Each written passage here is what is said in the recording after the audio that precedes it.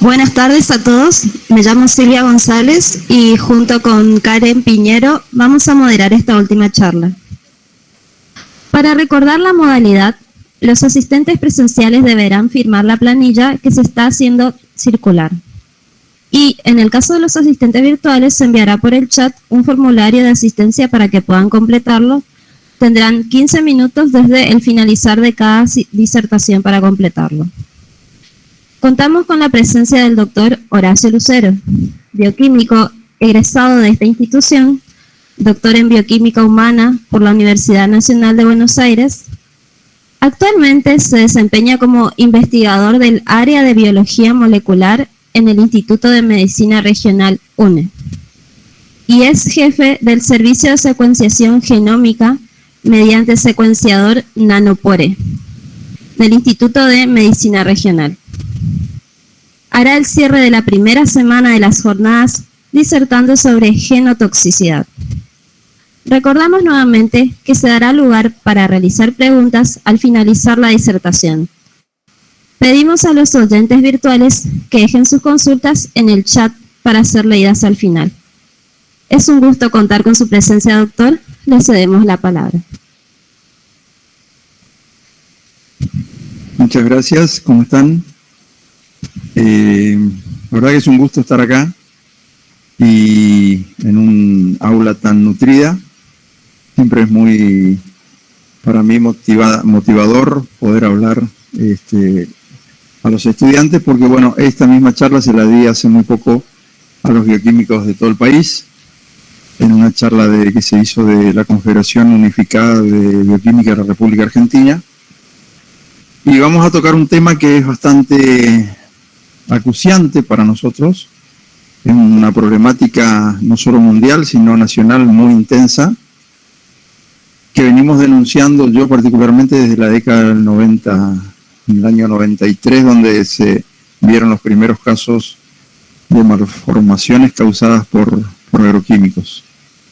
Entonces, fíjense todo el tiempo que ha pasado, y la verdad que hay muy pocas cosas que han cambiado, casi nada, y si cambió es para peor. O sea, se ha aumentado exponencialmente el área de cultivos transgénicos en la Argentina, y cambian los gobiernos y la política sigue siendo intensificar aún más la siembra con productos transgénicos que están hechos, entre otras cosas, para vender cada vez mayor cantidad de plaguicidas.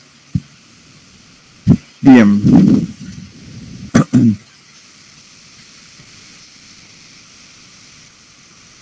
Sí.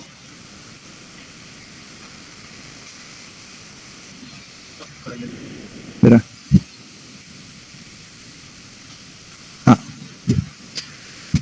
Bueno, esto ustedes ven.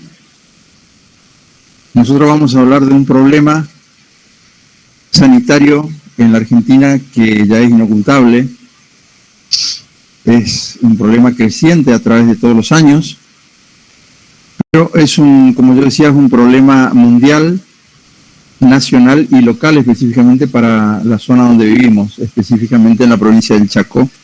Yo soy de allí y los índices de deforestación han ido aumentando también exponencialmente para dedicarse al cultivo de siembra directa con semillas transgénicas, y el mismo proveedor de la semilla transgénica es el que te vende el paquete tecnológico con el agroquímico que se va a utilizar en el campo.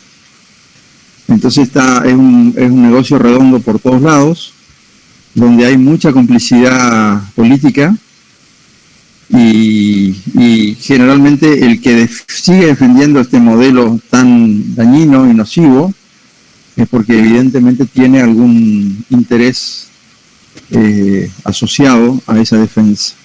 Eso lo he visto en todas partes del país, y hay tanta evidencia científica que dice que producir de esta manera es totalmente suicida, que la verdad que no pueden decir que no existen evidencias científicas que demuestran lo nocivo de esta forma de producir lo que ellos llaman alimento, que por otro lado no son alimentos. Lo que producen son granos que la mayoría de las veces están destinados a alimentar cerdos, por ejemplo, en China, y no para alimentar a los habitantes de la República Argentina. Por lo tanto, también es un problema de soberanía alimentaria. Es un problema que está negado por la gente que sabe de esta problemática, está negado en los medios de comunicación que están hablando de otras cosas, porque justamente hablar de esto es un problema, y debido a la magnitud de este problema tendría que estar en la tapa de todos los diarios todos los días, y sin embargo hay muy poca información al respecto. Es un problema que tiene mucho que ver con la no aplicación de leyes que están escritas.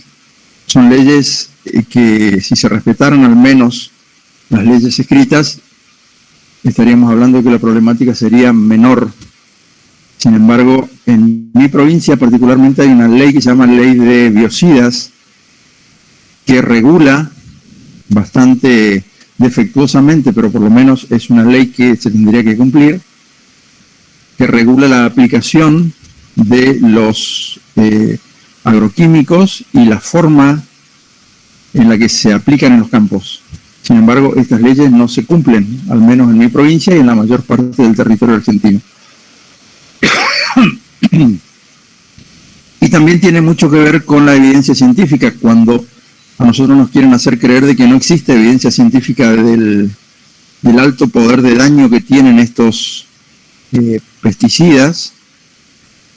Existen muchos investigadores en el mundo y en la Argentina muy buenos investigadores que están trabajando no solo en especies centinelas, sino también en humanos, demostrando cuál es el nivel de toxicidad que tiene este modelo de producción. Las especies centinelas son aquellas especies que, por ejemplo, como los cianuros o los anfibios, viven en aguas contaminadas, y nosotros podemos tomarlo como modelos, porque muy probablemente lo que nosotros demostremos en las especies centinelas es lo que nos va a pasar a nosotros a futuro, y en muchos casos no tan a futuro, sino que nos está pasando ya en este momento.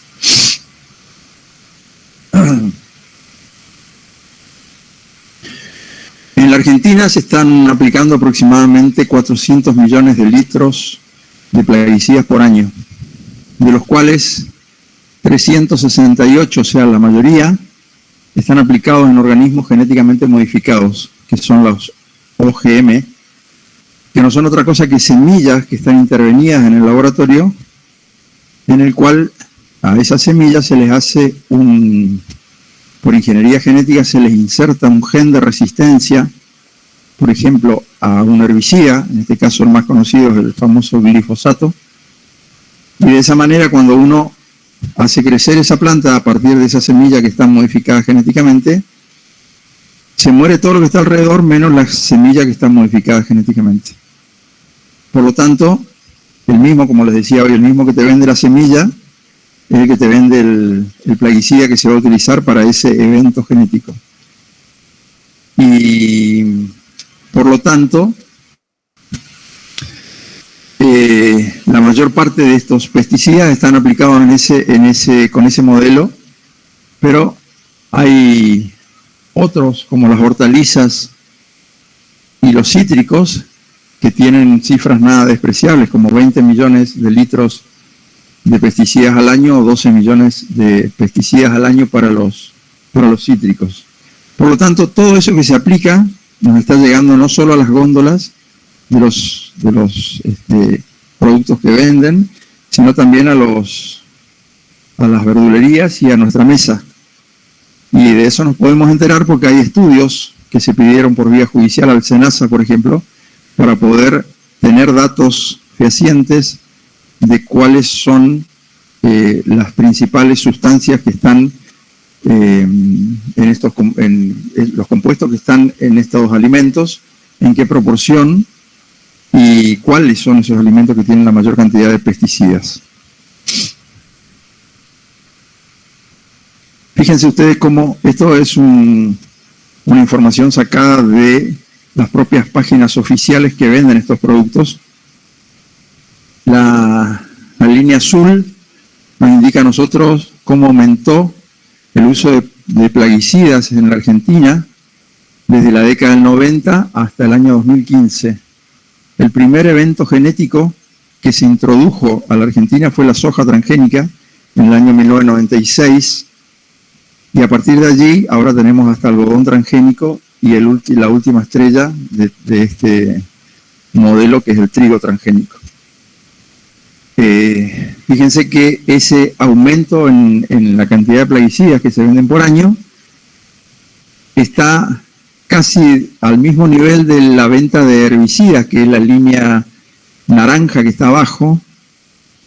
Ha aumentado el nivel de plaguicidas en total, pero el de herbicida ha aumentado muchísimo en los últimos años, en las últimas décadas, porque les vuelvo a decir, estas semillas están modificadas para que admitan grandes cantidades de herbicidas.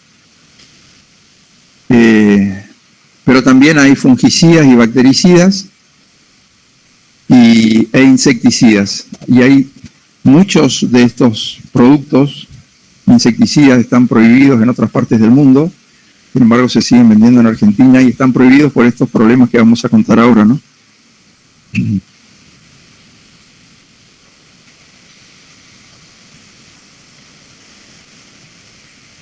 Esto es un manual del INTA. El INTA es el Instituto Nacional de Tecnología Agropecuaria, que son los que aplican estos productos, y ellos nos están diciendo a nosotros, sin ser un equipo de salud, sino que es el instituto que se ocupa de todas las pruebas en las especies vegetales, ¿no? Ellos nos están diciendo que el actual modelo de agricultura, que también se llama modelo extractivo, porque lo que hace es sacar hasta la última gota del producto que se está sembrando en la tierra y llevándose todos los nutrientes de la tierra, dejando cada vez más inerte a esa tierra. Por eso se llama modelo extractivo. Este modelo ha pretendido que la química, en este caso los plaguicidas, controlen a la biología y de esa manera simplifique la toma de decisiones de los agricultores. Antes nuestros agricultores, en otras décadas, sabían manejar las plagas de otra manera, o incluso hay una técnica que se utiliza mucho en México, que se llama manejo integral de plagas, donde no es una regulación química la que se hace, sino que se hace un control biológico de las plagas. Y eso obviamente es mucho más sano que poder hacerlo de esta manera, pero el negocio que se genera con la venta de los agroquímicos es fenomenal. El control de los plaguicidas ha cobrado una mayor importancia para la sociedad debido al mayor conocimiento de los peligros asociados a su uso, y en este sentido la legislación ambiental mundial establece límites máximos permitidos en residuos de aguas y alimentos cada vez más estrictos. En Europa, por ejemplo, los residuos de agroquímicos son 1000 veces menores a los que están admitidos acá en Argentina. Y eso también depende de la legislación que va acorde con el reclamo de la sociedad, ¿no? En los países desarrollados, estoy hablando. Cuando la mayoría, por las extensiones que nosotros tenemos en los campos de Argentina, ustedes vieron cuando van viajando en la ruta, por eso es un problema que ustedes lo pueden constatar por sí mismos cuando salen a la ruta y ven que los campos, por lo general, están sembrados hasta la banquina, porque ellos en general no descartan ni un solo centímetro cuadrado de tierra para poder hacer lo que le llaman siembra directa, en la cual tiran ese herbicida que mata todo y después tiran la semilla y vuelven a tirarle herbicidas 2 o 3 veces al año, para lo cual el contenido de este tipo de sustancias es altísimo en los productos que después van a la venta. Pero, por la extensión de los campos, la manera más común de aplicar este tipo de productos es aérea, por un método que se llama aspersión. O sea, es como un aerosol que se tira desde un avión, que como todo aerosol tiene una deriva importante. La deriva es hasta dónde llega ese aerosol, sobre todo en época o en días donde hay mayor cantidad de viento y hay una humedad relativa importante. Por lo tanto, dentro de la legislación misma, se aclara en la ley de biocidas que este tipo de aplicaciones aéreas no se puede hacer con vientos que superen los 10 kilómetros por hora. Sin embargo, esto nunca van a ver a nadie en el campo que está midiendo la velocidad del viento para hacer una aplicación de plaguicida. Esto no ocurre. Entonces, cuando uno aplica un plaguicida en forma aérea, por lo general llega a un lugar que no es deseable que llegue, por ejemplo, las escuelas rurales que están en la vecindad de estos campos. Y eso se sabe mucho porque hay muchas denuncias penales de maestras de escuela en las cuales en el recreo estaban jugando con los chicos en el patio de la escuela y se intoxicaron una gran cantidad de chicos que tuvieron que ser internados, y eso pasa en la provincia de Buenos Aires, pasa en la provincia de Santa Fe, en Entre Ríos, en el mismo Chaco, y esos casos se fueron judicializando y por lo tanto cada vez hay más denuncias penales contra este tipo de aplicación, porque la aplicación en la atmósfera hace de que haya, aparte de esa deriva post-aplicación, hay volatilización del producto y hay también lo que llamamos absorción y escorrentía, que es que esos productos, una vez que se aplican y quedan en el suelo, empieza a pasar a las napas. Y por lo tanto hay una contaminación generalizada de todo el ambiente. Cuando uno empieza a estudiar este tipo de fenómenos, va a encontrar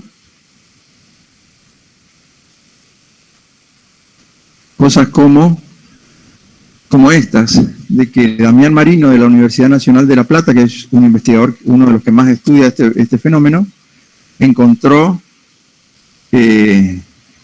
plaguicidas, específicamente en el caso del herbicida glifosato en agua de lluvia, encontró en el lecho de las vertientes del río Paraná.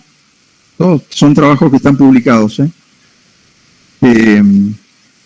Rafael Lajmanovich, que es un investigador de la Universidad Nacional del Litoral, lo encontró en anfibios y demostró cuáles son las alteraciones, las malformaciones que tienen los anuros que viven en aguas contaminadas. La investigadora Fernanda Simoniello, también de la Universidad Nacional de La Plata, encontró en peces que se alimentan del fondo de los ríos una gran cantidad de plaguicidas en el tejido de estos peces.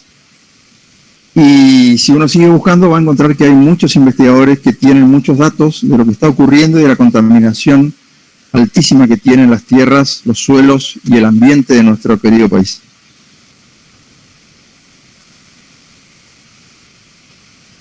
Esa exposición ambiental a estos químicos producen en función del tiempo un efecto agudo o un efecto crónico.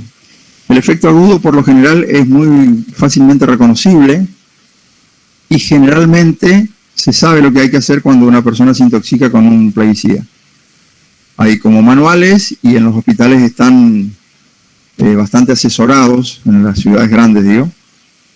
Pero el problema es la exposición crónica a pequeñas dosis, que es lo que está ocurriendo con la mayoría de los pobladores rurales de nuestro país, incluso los que no están en los campos también, a medida de que nosotros vamos incorporando cada vez más tóxicos por la alimentación y por el agua. Los efectos crónicos a largo plazo pueden ser la genotoxicidad, que es un efecto en el cual el material genético se ve alterado por la exposición crónica a pequeñas dosis de este tipo de productos, sobre todo en gente que está en zonas muy expuestas, donde uno puede hacer estudios de genotoxicidad, estudiando no solo el ADN, sino también los cromosomas, y ver si hay algún daño que se pueda constatar con biomarcadores que nos van a decir a nosotros cuáles son los índices de genotoxicidad que tienen las poblaciones.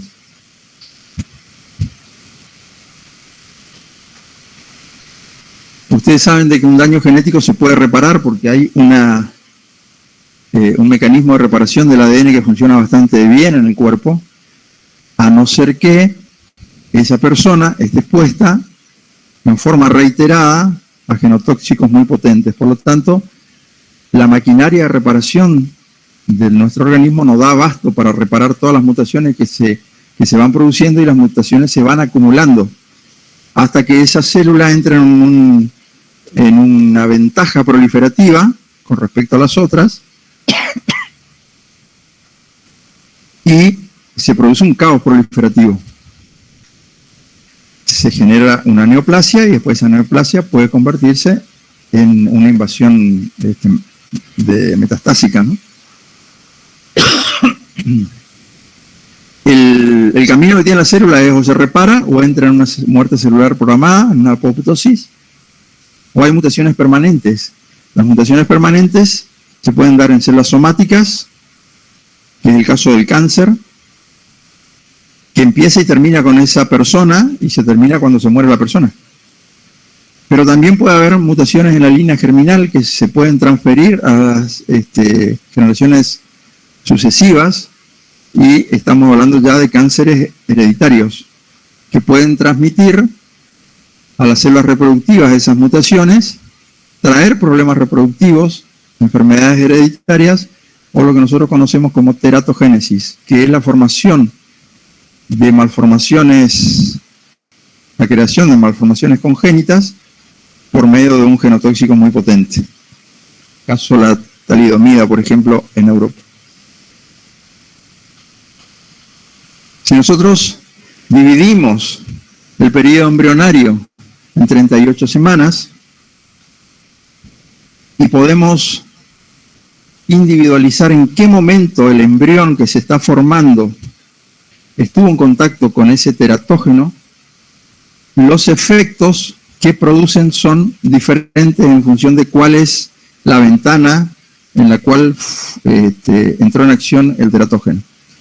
Si fueron las 2 primeras semanas, lo más probable es que la mujer ni se entere y tenga una pérdida embrionaria, un aborto. Pero no lo tomen inclusive como un embarazo. Hay muchas personas que piensan que se le adelantó la menstruación, se le atrasó la menstruación, ni se enteraban que estaban embarazadas, pero en realidad había una pérdida embrionaria allí, de muy pequeño tiempo, ¿no? Pero a partir de allí, de la semana 3 a la semana 8, que es la semana donde se produce la organogénesis, es el tiempo donde se produce la formación de los órganos, si esos teratógenos entran en esa ventana de aplicación, vamos a tener diferentes resultados de esa exposición. Y de la semana 8 a la 38 ya van a ser malformaciones menores. Las malformaciones mayores se van a dar en las primeras 8 semanas. Y son las malformaciones del sistema nervioso central, las malformaciones de corazón, de los miembros superiores, de los ojos, de los miembros inferiores, y después tienen las malformaciones menores, que son, por ejemplo, malformación de los dientes y del paladar, como labio leporino y paladar hendido, por ejemplo, que es una malformación muy común en esta zona, por la cual, por ejemplo, muchos médicos de Buenos Aires vienen a hacer su entrenamiento para hacer la operación de labio leporino al Chaco. Y acá le abrimos las puertas y le decimos que somos solidarios, pero en realidad nadie se pregunta por qué hay tantos pacientes acá. Ellos vienen acá y operan en 2 semanas, operan la cantidad de pacientes que en Buenos Aires las pueden llegar a ver en un año. Entonces, tampoco quieren investigar mucho por qué ocurre esto, ¿no? Pero también puede haber alteraciones de los genitales externos,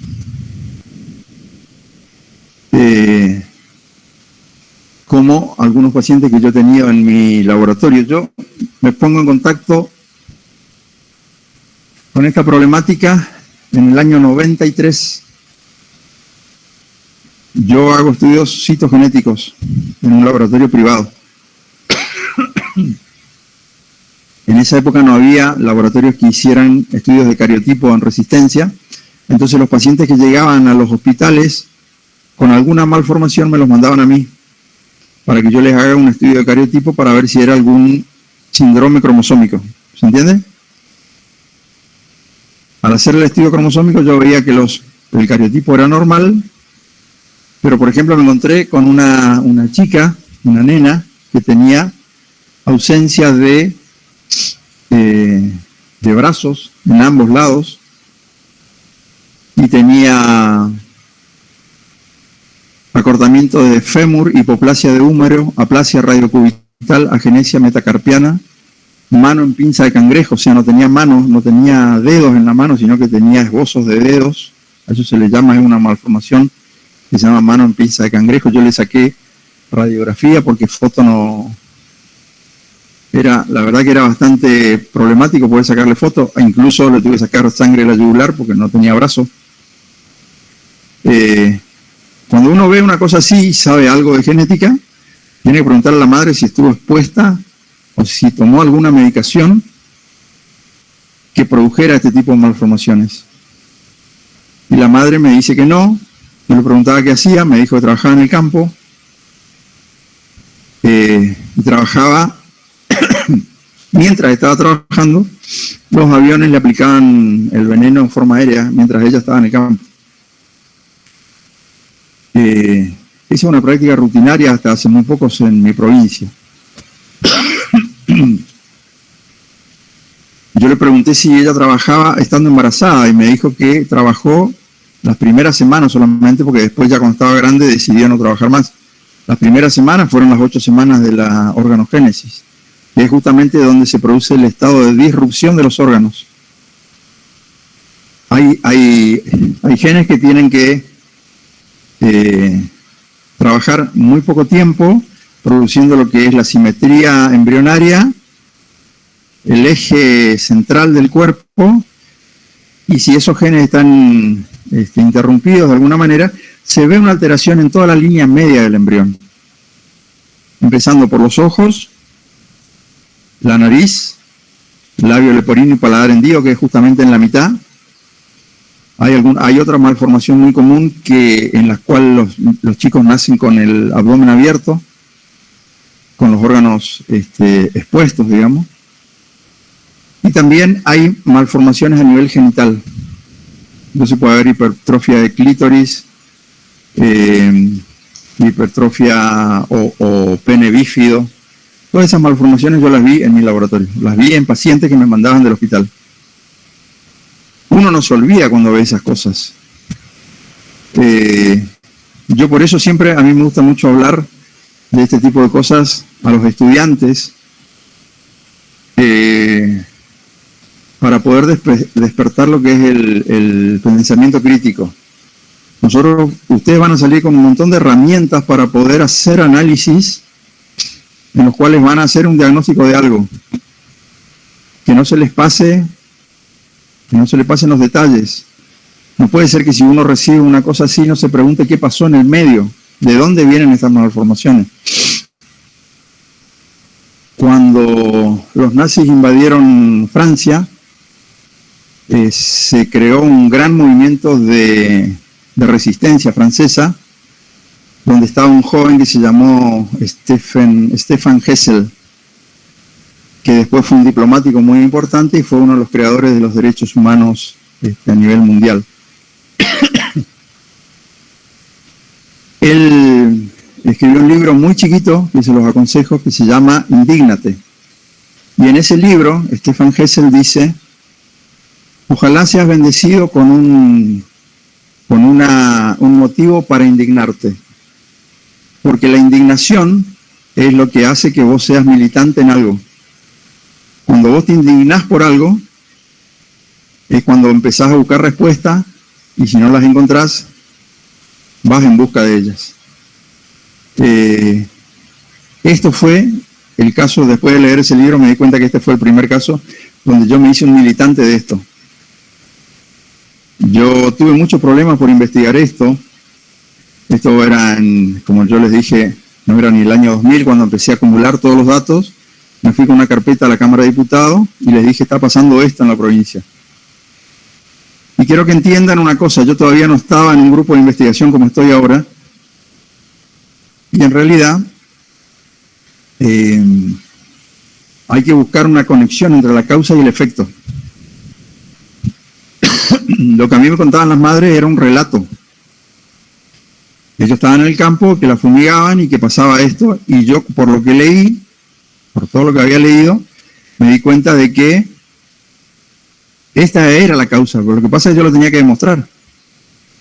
Entonces empecé a buscar otros antecedentes y encontré el de un niño que se llamaba Carlos Candelario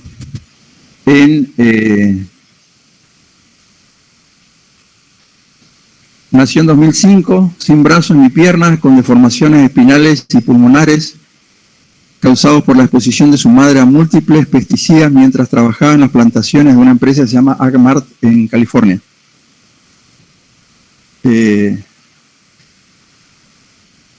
Bueno, en realidad acá dice, un juzgado de Florida falló a favor de sus padres, Francisco Herrera y Abraham Candelario, para que la compañía le provea a Carlos y su familia el dinero para la subsistencia por el resto de su vida. ¿Qué quiere decir esto? Que la legislación, o mejor dicho, la legislación de allá es muy estricta. Y acá se violaron un montón de leyes y se encontró penalmente responsable a la empresa. Y el juicio lo ganaron los familiares y los padres de Candelario.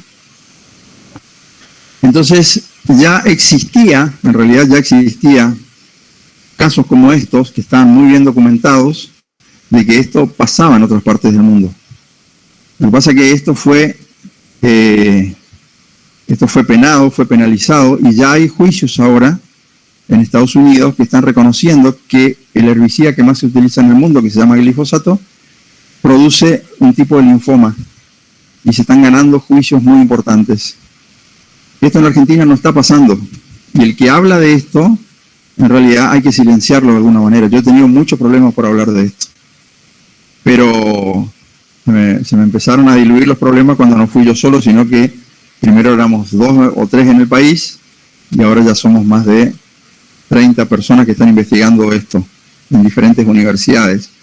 Y yo dije, la única manera de poder comprobarlo es que yo arme un grupo de investigación o me meta en una institución académica y pueda acumular datos científicos para poder presentar a la justicia. Es la única manera, porque si no sigue siendo un relato y ellos dicen de que esto no ocurre, que esto es un reclamo de algunas personas que son ambientalistas. Y lo primero que hacen es descalificarte.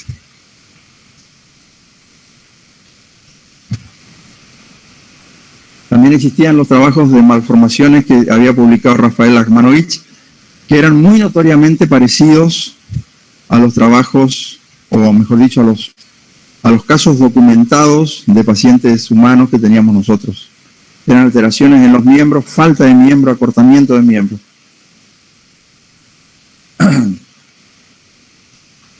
Después apareció una persona muy importante en esta temática que se llama Andrés Carrasco, ya falleció. Andrés fue presidente de CONICET, nos hicimos muy amigos porque yo lo conocí por trabajar en esto. Y Andrés fue el primero que hizo una investigación en embriones de anfibio, haciéndolos crecer en placas de Petri, y en el medio de cultivo él puso una dilución de glifosato y vio cómo se desarrollaba el embrión y pudo constatar,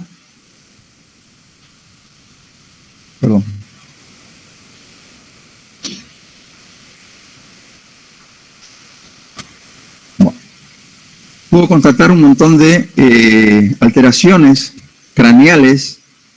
Está bien, porque no tiene, porque no tiene la foto que estoy buscando. En ese experimento Andrés Carrasco pudo constatar y fotografiar cuáles eran las malformaciones craneales que se producían en los embriones después de ese crecimiento en medio de cultivo. Fue fustigado fuertemente, fue cuestionado, muy cuestionado,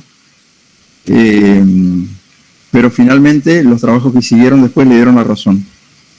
Hay investigadores, por ejemplo, en Paraguay, la doctora Benítez Leite, que también tiene trabajos muy interesantes que asocian malformaciones congénitas asociadas a agrotóxicos, sobre todo en los lugares donde viven las familias y lo relaciona con la distancia a la que viven las familias. Incluso hay algunas familias que tienen depósitos de agroquímicos en su casa y están severamente expuestos, y esto está relatado en este trabajo, donde hay un trabajo epidemiológico muy interesante.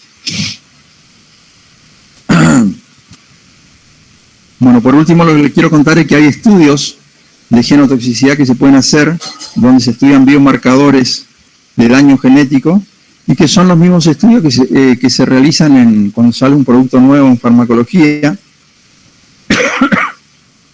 Se estudia para ver el monitoreo medioambiental y evaluar la relación entre genotoxicidad y carcinogénesis. Entonces, uno de los equipos que más experiencia tenía en esto estaba en la Universidad Nacional de Río Cuarto, con la doctora Delia Iasa. Entonces, bueno, yo tuve una becaria que viajó al laboratorio y puso a punto las técnicas de genotoxicidad, y las empezamos a hacer en el Instituto de Medicina Regional.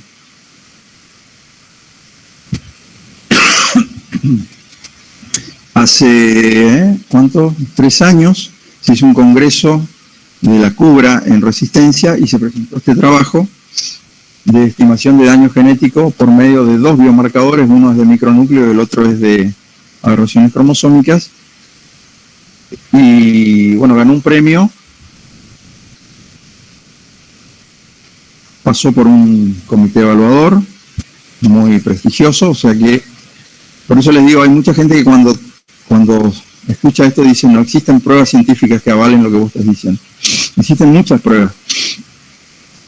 Nosotros lo que hicimos fue el primer trabajo en Argentina que pudo hacer estudios de marcadores de daño genético en relación a los residuos de plaguicidas en sangre y orina, porque eso es muy costoso, eso no se hace, en el Chaco por lo menos no se hace, y lo tuvimos que mandar a un laboratorio de Mar del Plata, el laboratorio de Farestay, en hielo seco, que hielo seco no hay en el Chaco, así que tuvimos que pedir hielo seco a World Courier.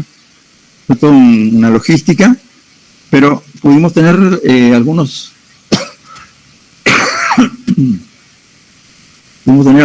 resultados muy interesantes.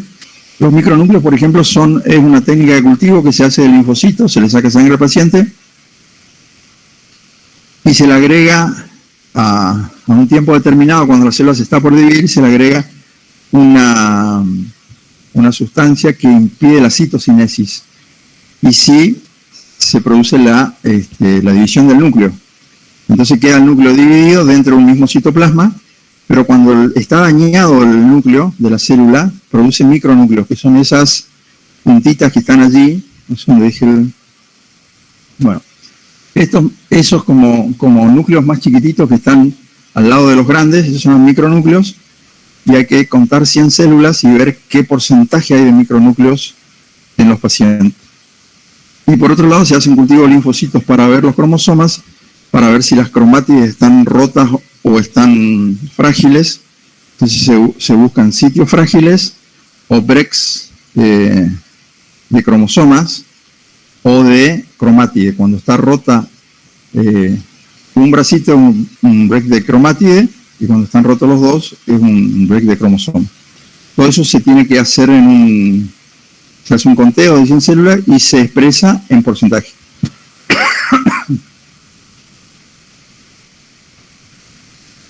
Lo interesante fue que nosotros hicimos muy pocos pacientes, porque ya les digo, es demasiado problemático estudiar. Son 100 células por paciente, más todo lo que teníamos que invertir en los residuos de plaguicidas, pero pudimos estudiar 5 pacientes normales versus 5 pacientes expuestos de una zona que se llama Viateray, en el Chaco, de un barrio que está pegado a una plantación de soja, donde encima, detrás del barrio, hay un aeropuerto por donde despegan los aviones donde se producen las aplicaciones. O sea, están rodeados, digamos. Entonces, lo que hicimos fue medir micronúcleos, que está en la última columna de la derecha, porcentaje de micronúcleos, la anterior porcentaje de aberraciones cromosómicas, pero también está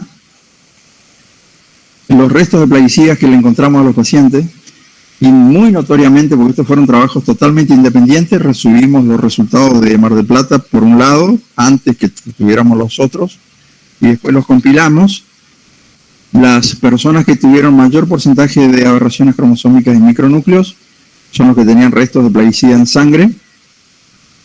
Y una cosa muy interesante que vimos es de que toda la población control, que era población joven, universitaria, sana, que no fumaba, no se drogaba,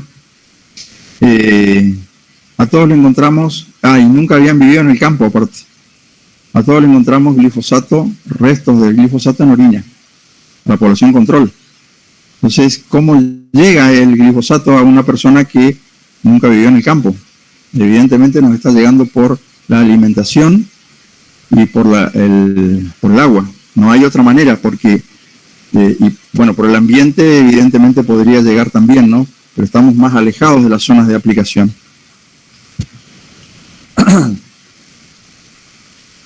Bueno, entonces las conclusiones es ese hallazgo de glifosato y AMPA, que es el metabolito del glifosato, en todas las muestras de orina, de la población control y en todas las muestras de orina de la población expuesta, en todas se encontró.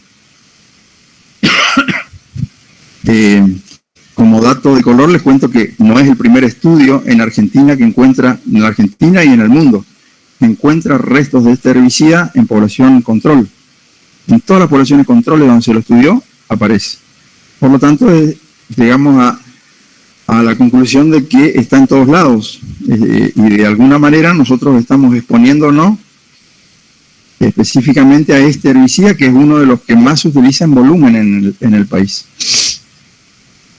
Llamativamente, los 3 pacientes que presentaron algún agrotóxico en sangre, que fueron desde piretroides a insecticidas organoclorados, son los que demostraron mayores porcentajes de aberraciones cromosómicas y de micronúcleos. Bueno, estas observaciones se suman a los de otros estudios, y nosotros decimos justamente de que esto a nosotros nos está llegando por estas vías que habíamos comentado, ¿no? Bueno, todas estas son evidencias que indican que la exposición a plaguicidas causan daño genético. Eso ya está demostrado, hiperdemostrado. El dato puede establecer las bases científicas para realizar una intervención sanitaria de carácter preventivo, sobre todo en poblaciones más vulnerables, como las mujeres embarazadas, por ejemplo, y los niños. Obviamente ese daño genético puede iniciar los procesos de carcinogénesis, mutagénesis y teratogénesis. Por lo tanto, es deseable de que en poblaciones expuestas, sobre todo si hay niños, como están haciendo en Córdoba, una vez que se detectan estas poblaciones de alto riesgo, de alguna manera hay que alejarlos de la zona de riesgo, porque si ese mecanismo de reparación no puede de alguna manera reparar todos los daños genéticos que nosotros estamos evidenciando, es un estadio anterior a un proceso oncogénico. Y como ustedes saben, las rupturas cromosómicas son reversibles. En cualquier infección, por ejemplo, gripal, uno hace un estudio de linfocitos y ve las aberraciones cromosómicas y ve que la mayoría de los cromosomas están rotos por la infección. Y en muchos casos eso después se repara. ¿Por qué? Porque tienen una cromátide que generalmente está sana y es la imagen especular de la otra. Entonces puede haber un intercambio de cromátides y arreglar ese gap, y eso también se puede evidenciar con otras técnicas. Pero eso se sabe. El problema es cuando esa población sigue expuesta crónicamente a esos lugares y donde nadie hace absolutamente nada.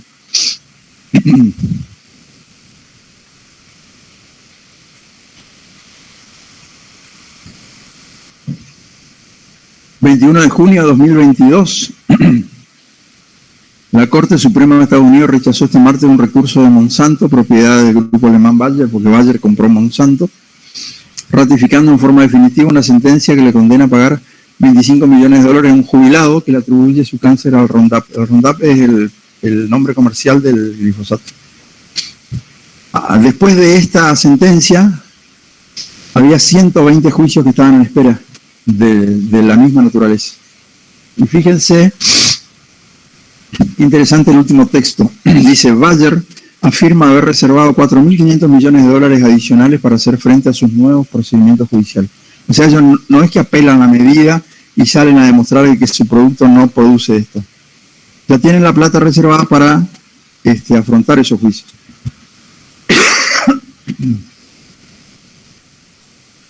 Si bien los esfuerzos por prohibir y regular adecuadamente el uso de estos plaguicidas son un paso necesario en la dirección correcta, el método más eficaz a largo plazo es abandonar la agricultura industrial. Y entonces ustedes me pueden decir, bueno, pero vos querés hacer la agricultura que hacían nuestros abuelos y retroceder 100 años atrás.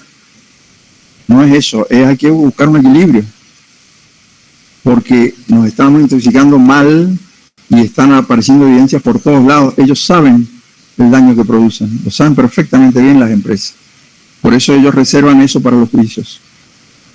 Hay alternativas como nosotros lo vamos a nombrar ahora. Y ahora apareció una nueva vedette que es el trigo transgénico, ustedes ya lo habrán visto. Tiene muchísimo rechazo en el mundo, pero en el único lugar que se aprobó fue en Argentina. ¿Cómo es el tema? Es el primer trigo transgénico del mundo y ha sido aprobado por el Ministerio de Agricultura en los últimos días. Esta creación ha sido catalogada como un orgullo en materia de innovación. Pero hay muchas denuncias acerca de los males comprobados porque el trigo transgénico está manipulado genéticamente para que esa semilla sea resistente a otro herbicida que se llama glufosinato de amonio. ¿Por qué la empresa cambió de glifosato a glufosinato? Porque el glifosato está muy estudiado ya y ya se demostró cuál es. Ahora, entonces, si sacan ellos otro producto y lo reemplazan, los científicos probablemente tarden 10 años más como tardaron en producir evidencia científica acerca de esto. Esto es un problema de salud pública.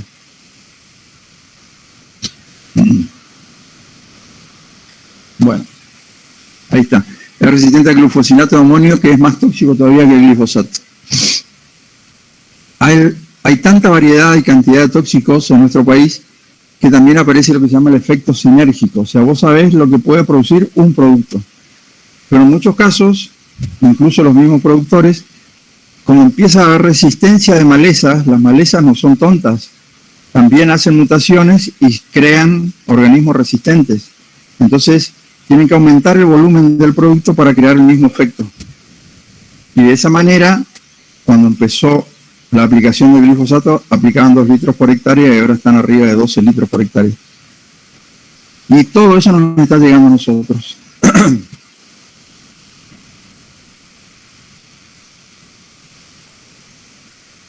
Bueno, estos son algunos de los estudios que hablan de la toxicología por plaguicidas. Pero fíjense ustedes, ellos lo que dicen es, ese trigo transgénico aparte está manipulado genéticamente para que pueda crecer en condiciones de sequía. Entonces por ese lado le buscan la propiedad, digamos, buena de esta invención, ¿no? Pero ¿qué pasa? Justamente el sistema productivo hace que haya cada vez más sequía. Entonces, si un ecosistema presenta un cuadro de estrés hídrico,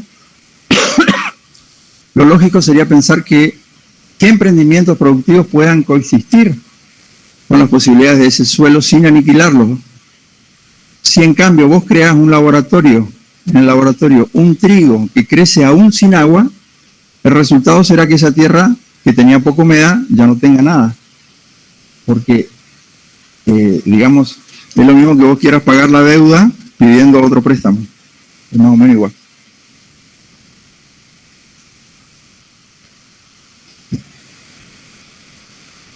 La alternativa a todo esto es la agroecología. La agroecología está funcionando en nuestro país. Hay lugares muy interesantes para el que quiera visitar en Buenos Aires, como un campo que está en Guaminí, provincia de Buenos Aires, que tiene una excelente producción con altísimo rendimiento haciendo agroecología, que es socialmente justa, es ambientalmente sustentable y económicamente rentable. Esto está demostrado que es económicamente rentable. Y también es socialmente justa porque emplea mayor cantidad de gente en el trabajo. Lo otro, cada vez hay menos gente porque esto se maneja con un avión y un GPS. Y por lo tanto hay un montón de familias excluidas en estos emprendimientos rurales que han ido a engrosar los cordones de pobreza, por lo menos alrededor de la ciudad en la que yo vivo. Y por último les dejo esta diapositiva, que la saqué de la película Chernobyl, que dice: la ingenuidad que supone hacer ciencia hace que estemos muy enfocados en buscar la verdad. Y no logramos ver cuántos son los que quieren que realmente se encuentre la verdad, hallemos la verdad. Pero siempre está ahí, la querramos ver o no. Y permanecerá a la espera de que la encontremos por siempre, digamos. Muchas gracias.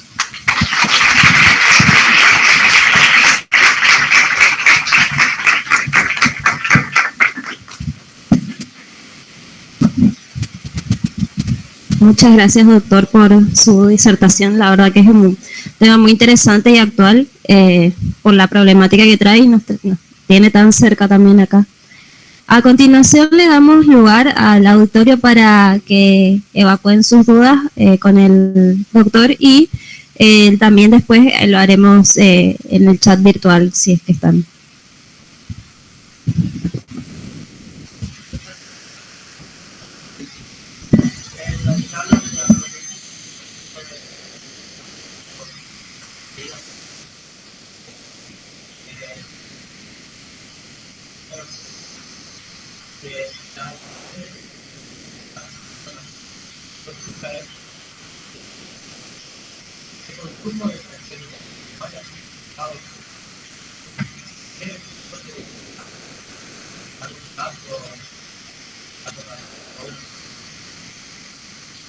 Esa es otra parte que se está investigando.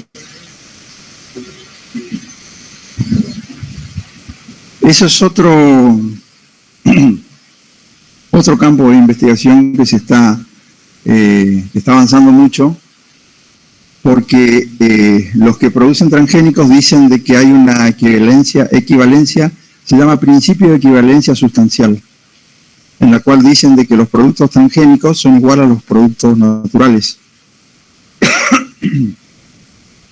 Sin embargo, hay trabajos en los cuales se puede hacer detección del gen transgénico después de haber pasado incluso por el estómago. Quiere decir de que nosotros todavía no conocemos cuál es el destino que puede tener un gen exógeno. Todos sabemos nosotros, bueno, ustedes acá yo les puedo hablar porque son estudiantes de bioquímica y algo saben de lo que es la integración del ADN en el gen de la célula del huésped, en el ADN del huésped. La mayoría de las veces no es gratuito de que vos hagas experimentos adicionando genes exógenos. Más si vos ves que esos genes exógenos no se desnaturalizan después de los procesos digestivos. Entonces, hay genes en los cuales, de alguna manera, pueden insertarse en algunos otros lugares, y para eso hay un montón de trabajos que yo no es mi especialidad, pero que están sugiriendo de que el principio de equivalencia sustancial no es tal. O sea, no hay una equivalencia de que un producto sea igual al otro, porque en realidad genéticamente no son iguales. Y nosotros llevamos años comiendo alimentos naturales y de pronto ahora nos encontramos con un montón de productos que tienen genes exógenos que todavía nosotros no conocemos cuáles son los resultados dentro de nuestro organismo. O sea, esa es otra arista del problema, que yo no me voy a meter porque la desconozco. Pero sí se está estudiando mucho porque no son productos naturales, obviamente. En realidad, cuando uno hace algo transgénico, siempre busca, según la propaganda, y ustedes lo ven de que eso cumpla un beneficio. Que digan, bueno, esta planta puede crecer en la sequía, por ejemplo, Entonces le vamos a poner el gen de resistencia a la sequía de un yuyo, por ejemplo. Lo cortan y se lo agregan al trigo. Ahora, ¿para qué le agregan un gen de resistencia a un herbicida? Primero, para que no tenga competencia con lo que crece alrededor. Segundo, ellos patentan esa semilla. Y ahí viene otro costado muy nefasto de todo esto. Ustedes habrán visto la película de Netflix donde se habla de esta problemática, que le hacen juicio a una persona porque le encuentran las semillas transgénicas, son propiedad del que las produce. Por lo tanto, vos no podés usar de una campaña a la otra la semilla que usaste el año pasado. Tenés que volver a comprar. Y tienen en Estados Unidos tienen un montón de gente que te revisa el campo y te revisa las semillas para ver si lo que vos estás usando es propiedad tuya, porque lo compraste, o es semilla que vos fuiste acumulando que no podés utilizar porque tienen la propiedad de ellos. Entonces hay algo muy perverso detrás de todo esto.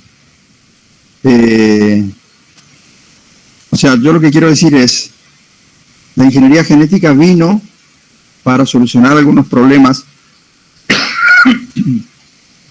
que de hecho ahora con el CRISPR, por ejemplo, que es una de las esperanzas en la medicina, la edición genética de corte y pegue, digamos, uno puede empezar a hablar de curar enfermedades genéticas, pero esta es otra cosa. Cuando se hacen este tipo de eventos genéticos, ellos le llaman así, atrás hay un negocio formidable, formidable. Y en general uno no puede hablar mal de esto en este país porque es lo único que está funcionando en el país. Entonces los del campo te dicen, nosotros somos los que traemos más dólares acá. Y en realidad tienen razón. Ahora, vuelvo a tu pregunta. ¿Se puede hacer un organismo genéticamente modificado sin, como vos decías, aplicación de estos agroquímicos? ¿Sí? Se podría hacer, pero no es rentable. Las empresas lo hacen para que sea rentable, para que sea un negocio formidable. Entonces, detrás de ese caballo de Troya, que es el gen de la sequía, viene toda la maquinaria del paquete tecnológico donde te venden todo lo que es el producto químico. ¿Se entiende?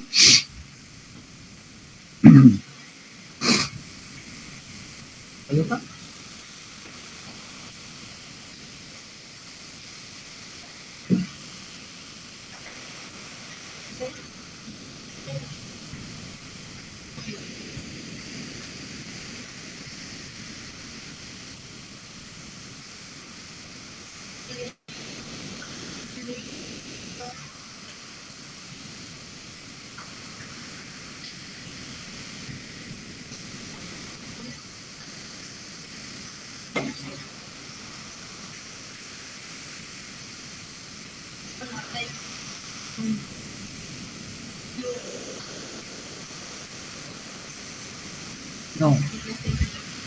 No, si vos no lo haces como una decisión política, estás en el horno. Hay que hacer lo que se hace, por ejemplo, en Europa. En Europa hay zonas buffer donde no dejan entrar los transgénicos por todo este problema. Entonces te dicen, por ejemplo, vos podés cultivar con transgénicos de acá a acá. Pero toda esta zona que ellos los consideran como una zona limpia de transgénicos, es imposible que vos metas algo transgénico ahí. Si bien puede haber por procesos naturales y de polinización y que eso puede haber contaminación de semillas. Y de hecho hay un montón de, en la película esta que yo les conté, que ahora no me acuerdo si alguno me ayuda con el nombre, en esta película al productor de Estados Unidos le hacen juicio porque él tenía plantas transgénicas que él nunca compró y en realidad se le habían contaminado. Entonces, si no es una decisión política, no se puede hacer. Ahora, el mayor proceso o el mayor acto revolucionario que hay para nuestra época es que vos generes tu propia comida. Generar tu propia comida es como tener una planta de impresión de billetes en tu casa. O sea, es así de revolucionario. Las personas que empezaron con una huerta en su casa y hoy te arman un guiso, te arman con lo que sacan de su casa sabiendo qué le pusieron, son las personas en las cuales yo tengo una admiración profunda, porque yo no tengo el tiempo para hacerlo ni el conocimiento, pero tampoco se necesita ni mucho tiempo ni mucho conocimiento. Y en lugares donde yo he ido a dar estas charlas, por ejemplo en Tandil tiene un problema muy serio con esto, pero a su vez tiene un grupo muy amplio de vecinos que tienen huertas en su casa. Y a mí me han invitado a comer y no compraron un solo producto afuera. Bueno, eso sería un acto absolutamente necesario. No parece imposible, pero es así de imposible y es necesario.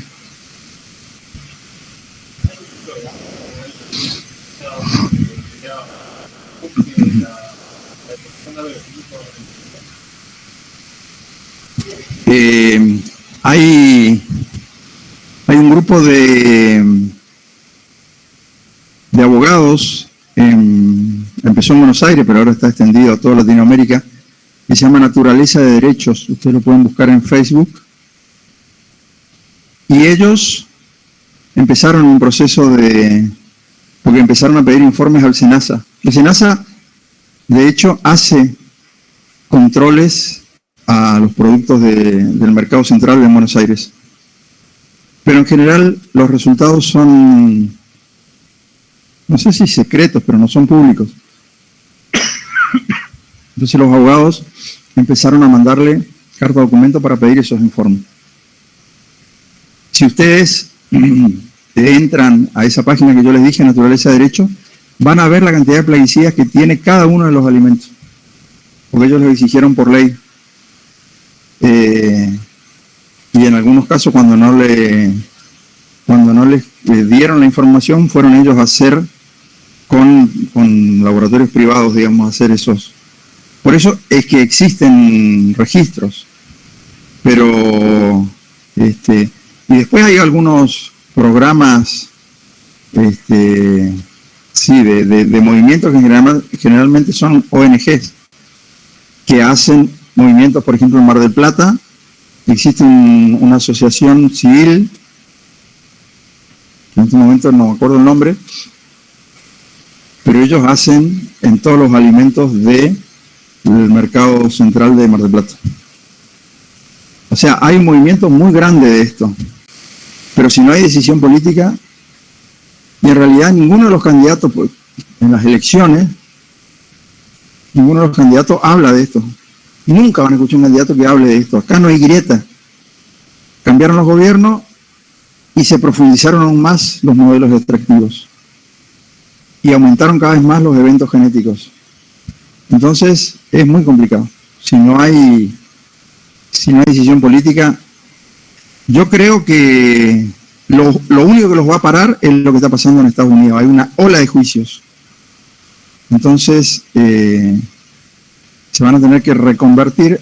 Bueno, y traigo el ejemplo siempre traigo el ejemplo a mis charlas de mucha gente me pregunta, bueno, si esta ya es una batalla perdida, ¿por qué sigue investigando esto? ¿Por qué se sigue haciendo mala sangre, como decía mi abuela? Y en realidad es lo mismo que pasó con las tabacaleras. Ustedes acuérdense, bueno, se van a acordar porque son chicos, pero antes las marcas de cigarrillos eran auspiciadas por los médicos. Yo tengo algunos, no son de mi época, no se ríen, pero tengo algunas publicidades que encontré donde decía el doctor fulano recomienda fumar tal marca de cigarrillo. Y ahora, ¿qué se consiguió ahora? De que aparezcan en el paquete. ¿Qué es todo lo que produce el tabaquismo?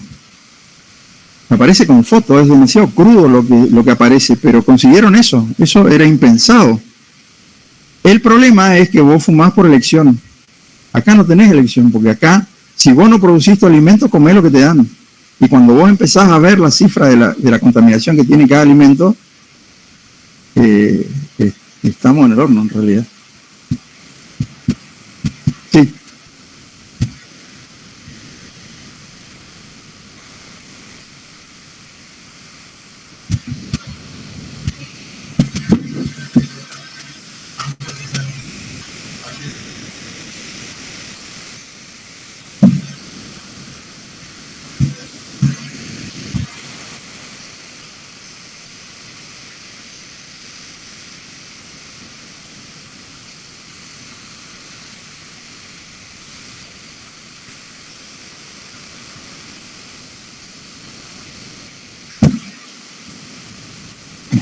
Está bien, está buena la pregunta. En realidad no tendríamos que tener glifosato. O sea, tendría que ser 0.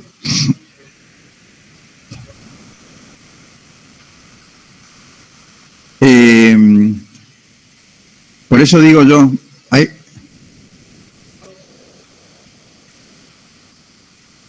no existe eso a nivel de la Asociación Médica, no existe.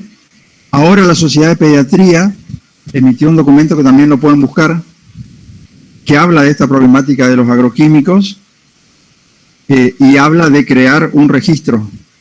Por primera vez yo lo veo en la comunidad médica. Yo di esta charla en el Hospital Garrahan en el año 2011, creo. Y esa charla se generó en base a un movimiento que hicieron las enfermeras en el Garrahan. Porque las enfermeras empezaron a ver, las enfermeras del área oncológico pediátrico, empezaron a ver que los chicos que venían con cáncer venían casi todos de la misma zona, del interior y de zona de producción y qué sé yo, y empezaron a escuchar esto.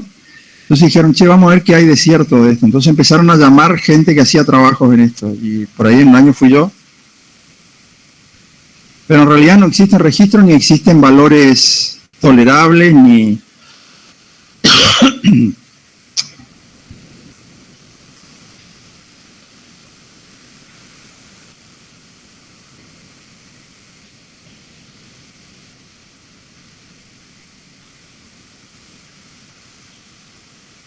No, yo los únicos límites que vi son en Estados Unidos y en Europa.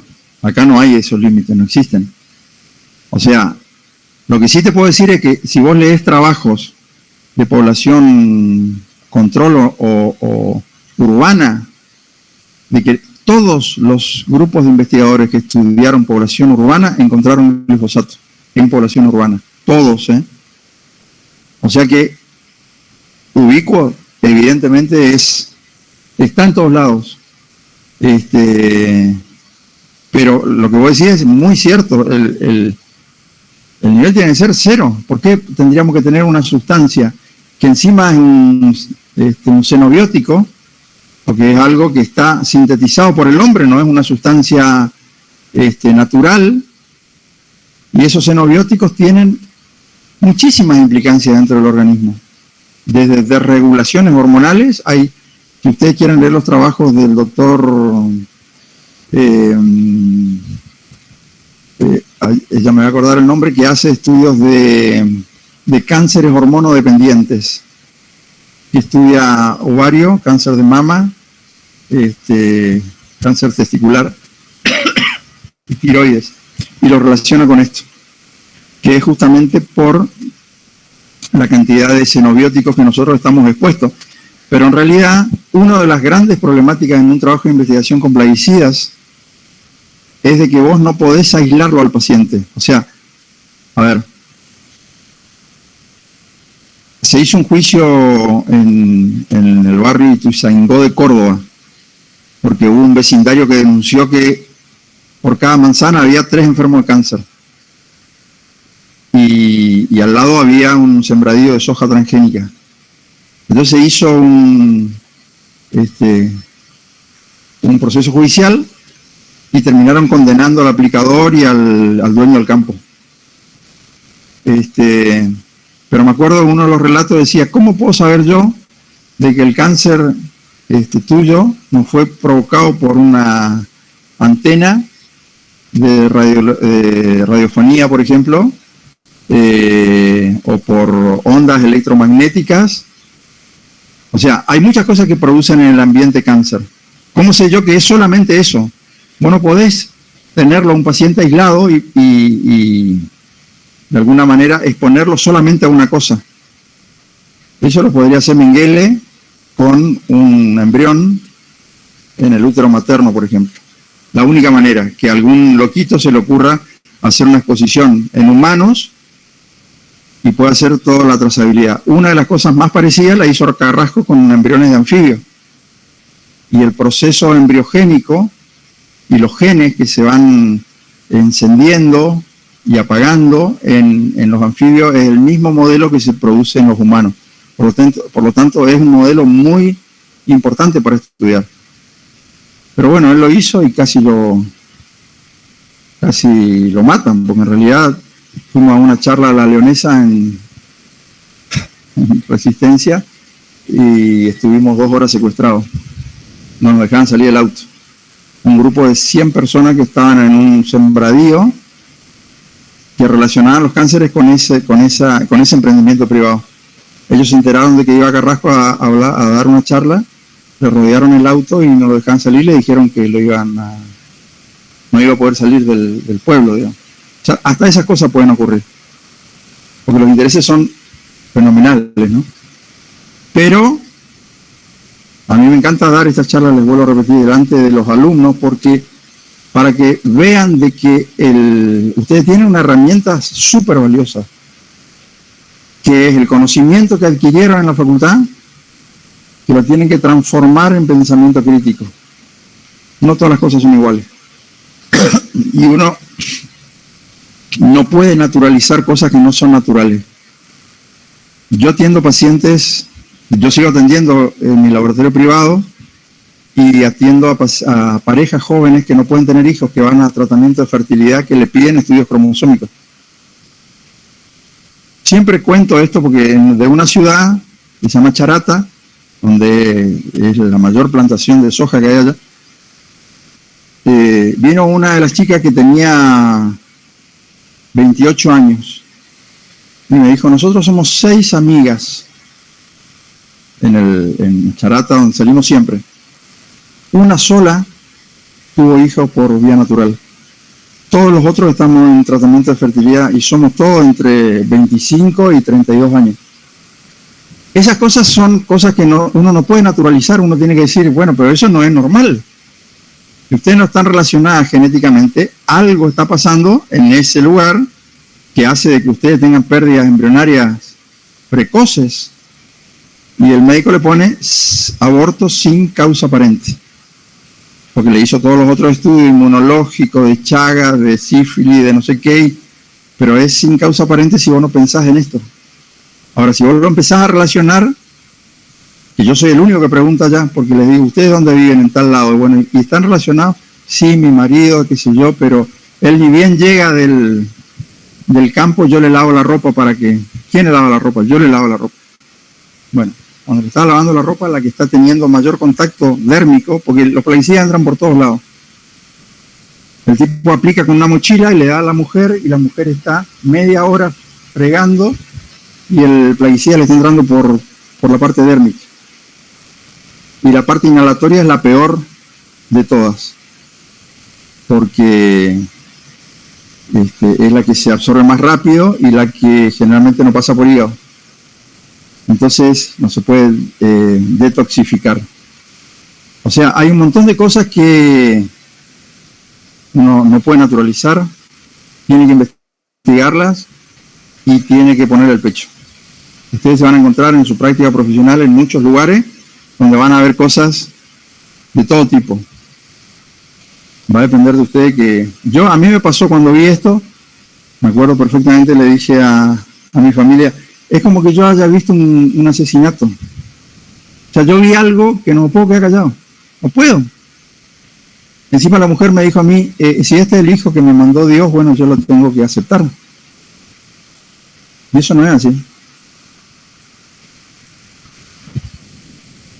¿Vamos?